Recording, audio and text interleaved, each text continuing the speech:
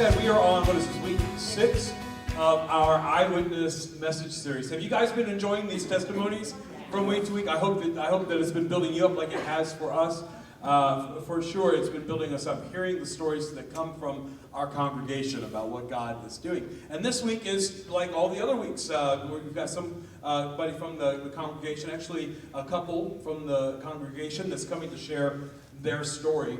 As today we talk about, as we have each week, we've had a different theme or subject. This week we're going to be talking about restoration of marriage. And so in just a minute, I'm going to invite the Leons to the stage. But before I do that, I just want to say this real quickly.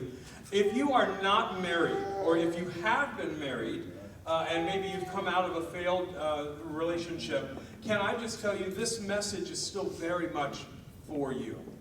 Please don't shut down just because it's one of those marriage messages. In fact, marriage is a representation of all relationships.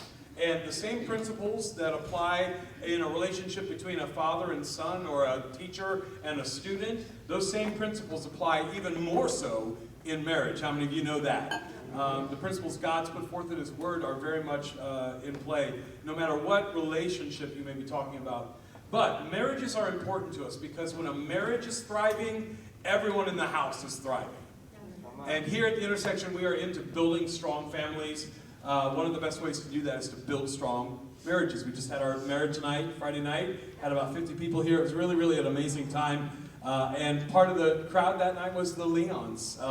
And I'd like to invite them to come on up today to share their story. If you've not met Tony and Leah, do yourself a favor and talk to them. They're going to get bum rushed after service today, but I don't care. It's all good. They are an amazing couple, and just an amazing story today about God's faithfulness when it comes to their marriage. So for those that haven't met you, Tony and Leah, why don't you tell us a little bit about yourselves, your family, and kind of where you were, kind of as you know, just give us some backstory. Sure. Can you do that? Yeah. So we're Tony and Leah, like they said, and I always joke and say we have like half the population of the church when we walk into. When you guys aren't here, which is rare, we feel it. I tell you that much. So we have the tribe. That's right. You know.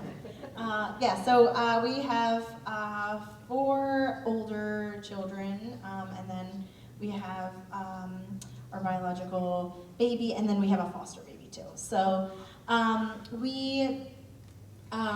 let's see, we met in 2000. I said I was going to marry Tony before I even saw him, but when I first saw him, before I knew him.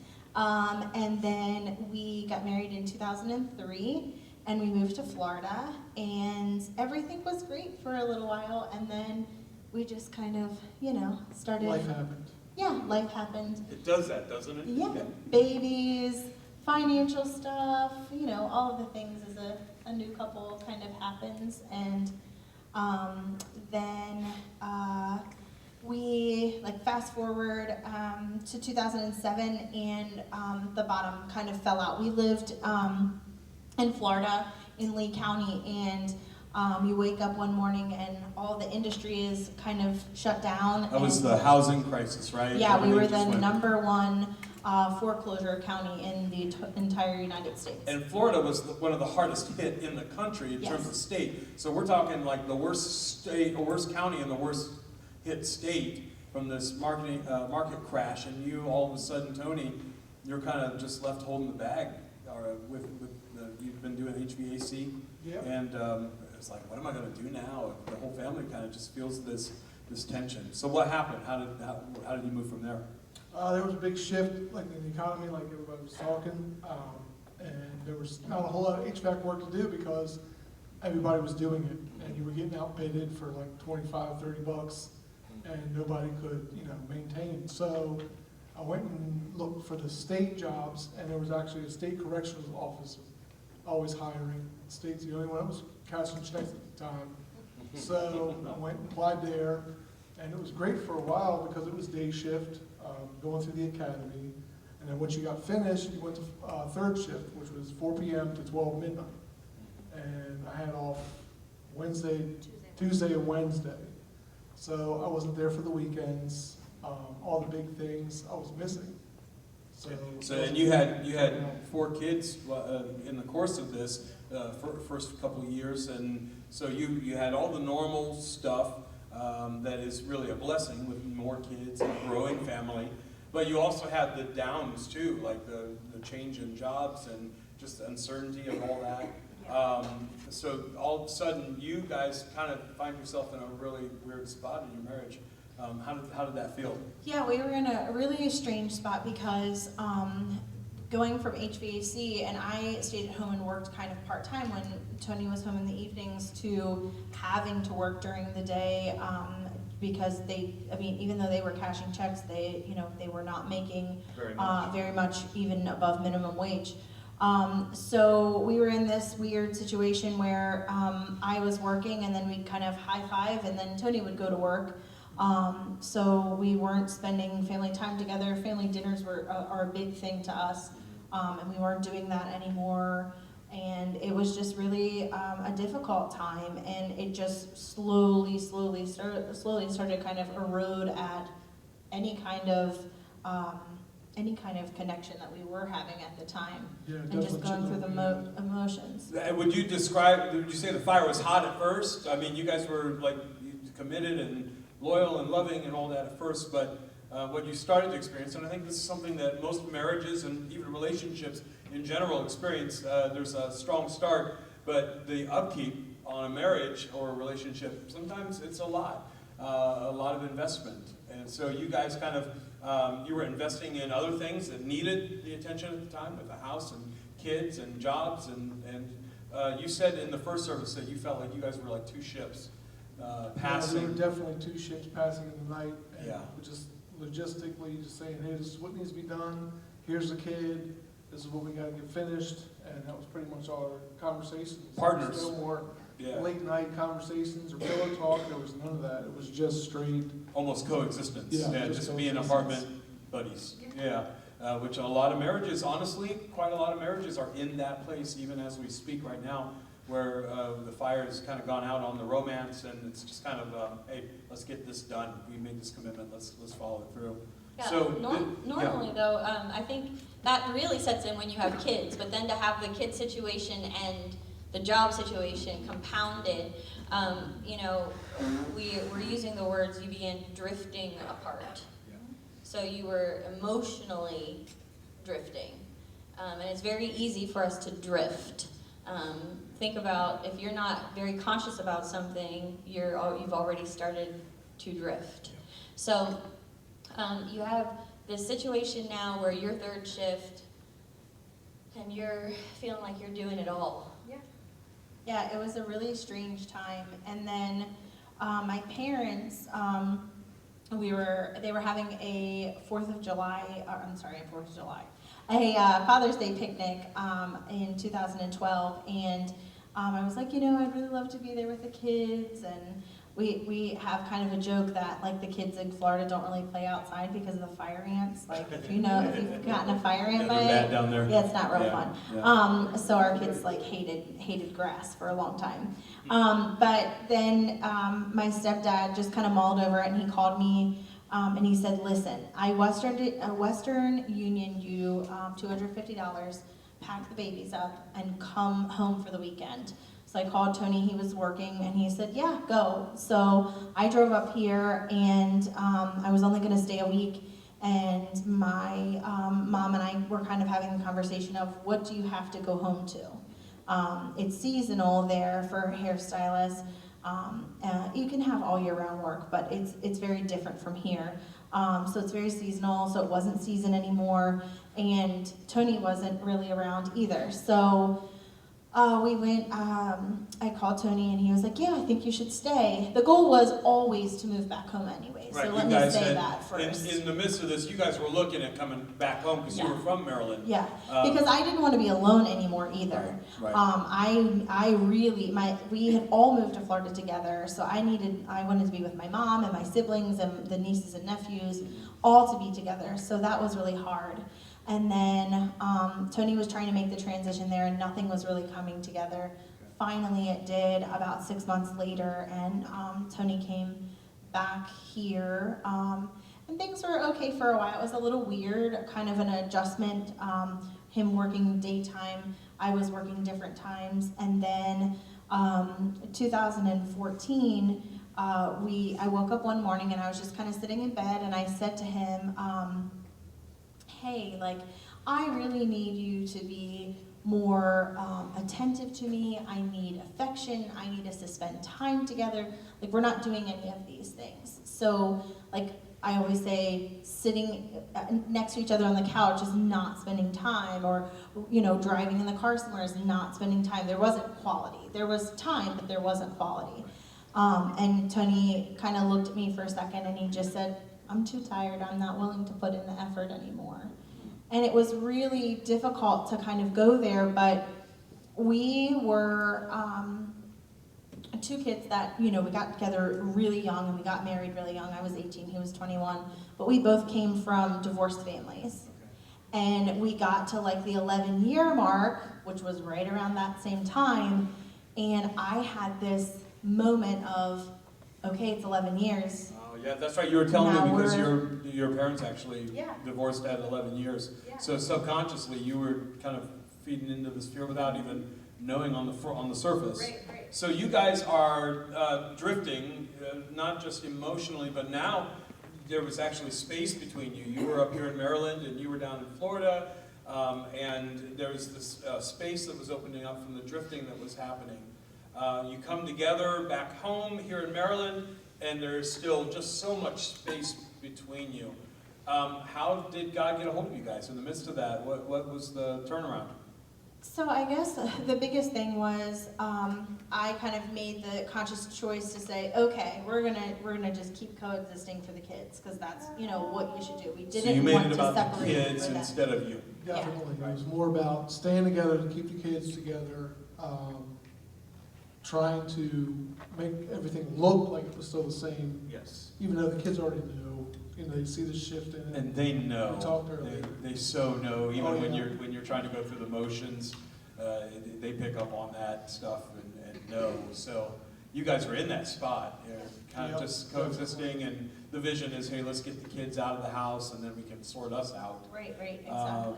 And so you're kind of drifting still even further apart. At one point, you even said that you had even bought, I think, the current house you're in, with the idea that you would kind of just chuck it all at the end of the process, right? At that time, Tony, we were both working a lot, and I was also not only working my regular hair job, but I was working with a music company. So when I was working with them, I was gone on the weekends, you know, doing bookings and backstage things and trying to make sure everybody was maintained.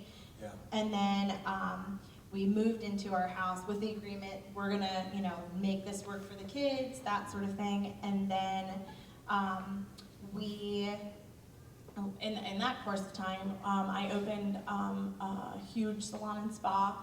That was my dream, and that became my new, like, marriage. Okay. That's what I put my So blood, replacement sweat, and tears into. Yeah. Exactly. Yeah, which a lot of people in that situation do. They find themselves, okay, well, I'm not going to live for this relationship, so let me find something of value to do. And that then becomes the thing. It becomes livable, but it's definitely not great. It's definitely not God's best for any couple. So you guys, you're working for your dream and business. Tony, you're working to support the family, keep the kids fed, and keep the house together. How did you stop drifting? What was the turnaround for you guys? Because you were just kind of letting it, you said, I don't have energy to do what you're asking. I was a terrible husband. You know, I was a great father, I worked, provided, and then I was just a terrible husband. Okay. Not seeing her, not paying attention. And, you know, we got to that point and it was bad. We were throwing like the D word at each other all the time and arguments, and it was just nonstop. And then she woke up one morning and said, we're going back to church. So we started looking, so we found the intersection. Okay. And it looked a lot like our old church, so we came in here and started going. Well, we had been here before, but then Right. I said, we're going back to church. And we've only missed like 2 or 3 Yeah, Sunday then, since then. But that's why I say when you guys are missing, we feel it. You know, it's a real blessing to have you guys, and you guys are committed, and we're committed even in the midst of all this turnaround as well, because your lives didn't just instantly pop back into place when you came back to church. Because guess what, guys, church isn't the answer. no, not at all. Not even remotely. Jesus is. It's definitely a step, though. It was. an It was important like the step. first kind of like, I always Reintroduction. say it's like a ball. It's like the first time like you're shaken up and like that snow globe kind of thing. Right. So then there was a, you guys did a sermon somewhere between November and January, talking about marriages and things like that, and you guys did an altar call.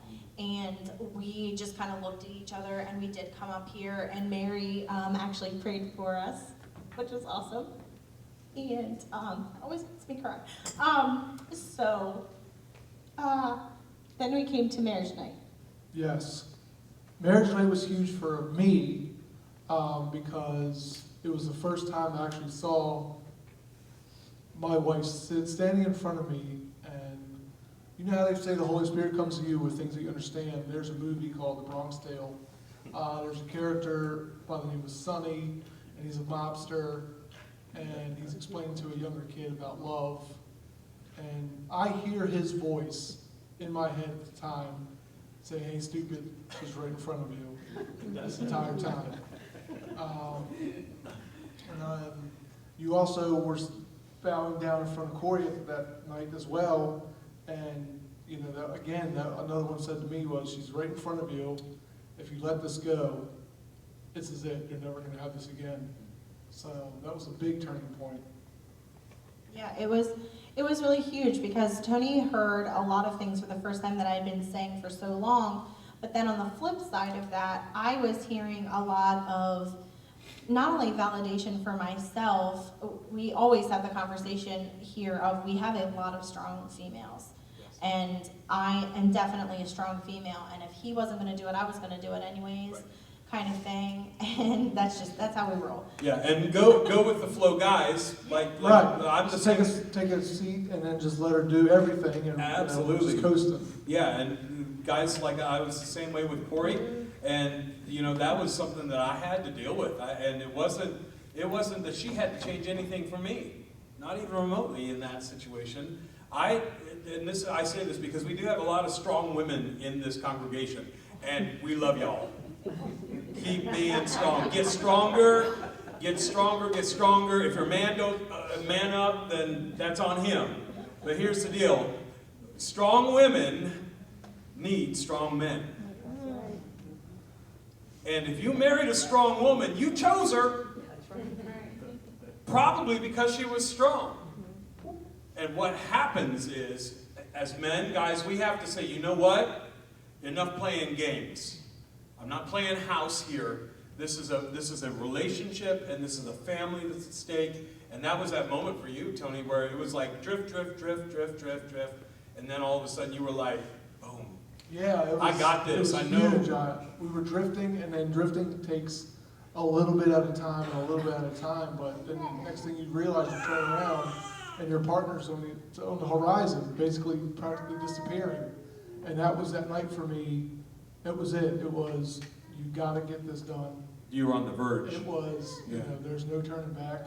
This is not what I want for you guys. And an entire family's at stake. And the enemy honestly does attack all the time. He doesn't want marriage.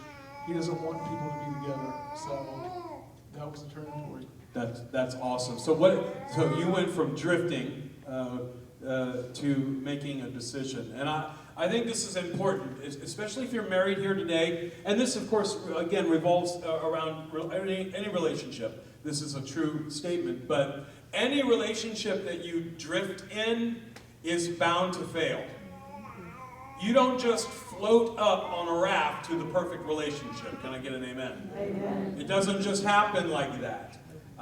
You might meet each other like that, but to stay consistently engaged with someone for their lifetime, Chucko, you got to work for it. Like it's work. I don't know. I literally just heard my father say that to me. That's really what it was. That was She what- just went, my that dad." was your dad. Yeah. Tells you a little bit about how much trouble I was. Anyway, but yeah, I mean, honestly, you got to work for it, and you got to put energy into it more than just the leading up to the wedding day. And I said this in marriage, and I want to say it here in this setting too. You know, I have never stood with a couple on their wedding day and had them say to me, "You know what, Jeremiah? I just really want this thing to fail." Never. No married couple comes to an altar to commit their lives to each other thinking, "God, I hope this fails. Really hope it tanks quick. I don't know if I really care about her that much. She's kind of ugly. Here I am. Hope it fails." Right? Here's something else too. I've never met a bride and groom who never had a vision for their day. Every time, and we've met with countless brides and grooms to be over the years, they have always come in. Sometimes it's bridezilla, baby. Like, they got a line upon line. Like, they got it all lined out. And, you know, sometimes it's both of them coming. But they always have an idea and a vision for what their day will look like, their wedding day. But I am also aware that very few marriages and couples can say they have a vision for what their marriage should look like. Most vision for a couple's marriage ends after the honeymoon. We put all this energy into the day and the reception. We hire a DJ. We smell the flowers and taste the cake. And then we line up the place we're going for our honeymoon. And then we get back and go, "Well, that's it then, I guess." Well, that might that's be, when life hits us. that might be the guy's response. Now what? But the woman's response is expectation, expectation, expectation, expectation. No. Unset expectation, unset expectation, until it becomes said expectation, multiplied times 10. Well, if you would get it the first time. Yeah. Sorry, we'll do our marriage counseling another time. I'm just going to the altar first. Right.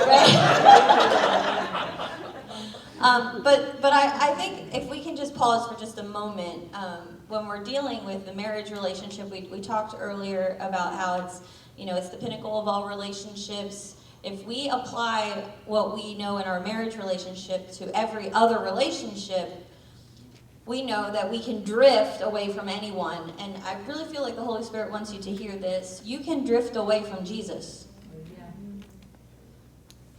by not making him priority. And Jeremiah said we want strong men to lead us, strong women. There is nowhere greater that we want to be led than spiritually.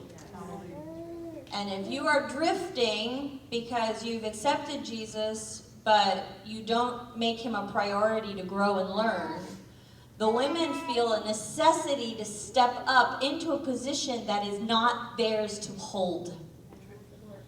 And it causes internal friction in us as strong women, because we know we can help you see what God is doing, but we also know that it should be you bringing what God is doing to us. And I think that if we as a congregation can see the importance of drifting versus deciding when it comes to relationships, we will have a greater impact on our family units, on our friends, and on our community. When we stop drifting because we've gotten comfortable, then we will start seeing God move in amazing ways, because we've decided to make the proper changes in order to see the better life that God has for us. So you guys were confronted with this truth for the both of you. How did you break the drift cycle? How did you start to decide to do what God was asking? So in those moments where we at the marriage night that we first attended, so this weekend was our third, it was really cool. But the first one, that was the biggest thing, that I could actually step back, not that I was letting, any part of myself go, but that I could step back and let him lead. we'd still talk about it and still move. So we started praying. We started praying together. We started praying separately. We both were going after the word in different ways. Tony does podcasts. I like to read a lot. So Right. two different ways. Yep. And then we were really praying, and I used 3 buzzwords. So first we started praying for a simpler life. So Breaking it down, my right. life was crazy on its own. My life was crazy with Tony. So we started praying for that. And things, I heard clearly one morning that, you need to close your salon. And that was so hard for me because it was my lifelong dream, right? You put all these pressures on yourself. So it was like 30 happened, my marriage wasn't that great, but I'm gonna have the salon. This is what I'm gonna do. So then we talked about authenticity. So we really, tried to shake out the nuts and bolts of things and really kind of get down. And then you go through this like honeymoon phase of when you're like praying and listening and all of that, and then you get to the really raw stuff, right? So simple, authentic, and raw. Those are always our words when we're telling people what it is that we went through. Okay. And it's ugly. You find out things that you maybe don't want to know. You find out things that you already did know, or you kind of confirm them. Or you were trying to ignore. And all of the things. It's hard. You go through the emotional lack. You go through, the hurt. You take that baggage with you. Every argument, every fight. Right. And we just had a breakthrough. So we ended up. I closed my salon, and then I ended up just renting a small space by myself. Again, keep praying about the simple and that sort of thing. And then we found out shortly after that we were going to have Adia. Hey. And then Adia came. It's amazing what happens when you get all this free time. Well, and you start to decide to love each other. There you go. Yeah. There you go. It's true. But also, too, Tony was doing the things, right? Your relationship was improving. It wasn't just, hey, I got extra time. Right, because he was let's make hearing it what I cute. had to say, and Right. he was doing those things, like you Right. said earlier, like washing dishes or whatever. Don't ever use that line. What? Hey, we Hey, got I got extra extra time. Let's go make the cake. Lord Jesus. That's a riot. That's a riot. No, but so Tony Yeah. was stepping up, doing the things that you had been saying over and over and over that you needed help, and then he got it, and so he started that. My turn to pay attention and give her everything that she needed. Love languages was a huge thing. Before I was doing what I thought she needed and what I'm supposed to do as a man, when really I'm supposed to be listening to her love languages and giving her what she needs. Yeah, if you're not familiar with that book, that's Gary Chapman's book, right? Yeah. The 5 Love Languages, even an audiobook, that probably was how you adjusted that. But those ways we pour ourselves into our jobs and we pour ourselves into making ourselves a better, whatever. But how often do we pour ourselves into making ourselves a better husband or wife? And that's what you guys began to do. You said, we're going to stop drifting and we're going to decide to be committed. Yeah, as men, it seems a lot to me from seeing other men in my industry or just in general, we make our boss happy before we'll make our wife happy. Oh yeah. And we'll give more detail and more attention to making our boss happy than we would, the person we're supposed to spend the rest of our life In with. all fairness, it's sometimes much easier to know what the boss wants. Right. Okay, so I'm going to say what Spouses. I do feel like the Holy Spirit was just about ready to say this, and that is, ladies, their bosses give them that a boy. Amen. Amen. And we often are on to the next to-do list. Mhm. So it is really important, Tony's talking about the 5 love languages and what he had to do for Leah, but the truth is they're serving each other Yeah. in this. And he needed to step up to the plate because she was feeling abandoned. But once he stepped up to the plate, then they both began to serve each other. She had to reciprocate. And I can tell from our experience that when he began to actually see the needs of the house, and he began to see the needs of our kids, and he began to see my personal needs, it was much easier for me to come alongside him and serve him. We got that. We recorded that, right? I can run that back anytime I want to. Rewind it. Yeah, rewind it. I guess I'm doing good love to roll. I didn't say it was easier for me to be quiet. Moving on.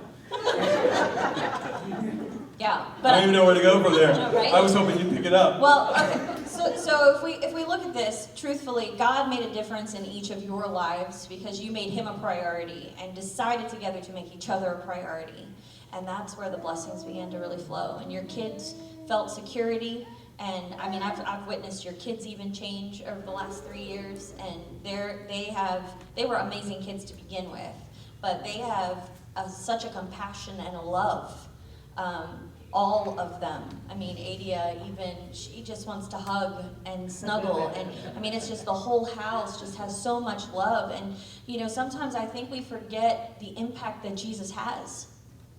And Jesus can take a house that is divided and lost and bring them together to be compassion and love, not just for themselves, but for the world around them. So today we want to end, you know, you had said that we did an altar call, and that was the first step after coming to church. We want to end today by asking marriages that you're deciding today. Maybe you have a great marriage, maybe it has been on the rocks and you've just been drifting.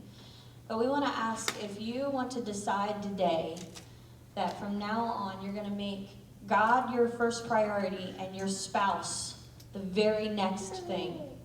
If that's your marriage today and you want to stand together, we'd like to pray over you. So at this time, if everyone would stand, please. Yeah, if everyone could stand, I'd like to, before we do that, I'd like to read a passage from Ecclesiastes chapter 4 that pulls this all together. This is a verse that is spoken at many weddings. You know, every time we come together to share the covenant of marriage with a couple. Ecclesiastes 4, verse 9 says, 2 people are better off than one, for they can help each other succeed. If one person falls, the other can reach out and help. But someone who falls alone is in real trouble. Likewise, 2 people lying close together can keep each other warm, but how can one be warm alone? A person standing alone can be attacked and defeated, but 2 can stand back to back and conquer. 3 are even better, for a triple braided cord is not easily broken. This passage of scripture is read at marriages because it's a picture of the relationship between a husband and a wife. In fact, it's a picture of every relationship. It is truly God that brings people close together. And our ability to be intimate with people around us is directly connected to our ability to be intimate with God. The closer we get to God, the closer He will bring us to each other. A 3-braided cord, triple braided cord cannot be easily broken. You know, we talk to a lot of marriages that are a double braided cord. 2 people hashing it out, working it out. Can I tell you something? That's the world's system. That's the world's way of doing marriage. According to God, marriage is a triple braided cord. It's 2 people giving themselves to each other with God in the middle as the thing that they connect with. So if you would, bow your head and close your eyes today. I want to give everybody a moment of privacy here to make this decision, but then we are going to ask you, if you would, come forward to make a public statement, not only to us, but to your spouse.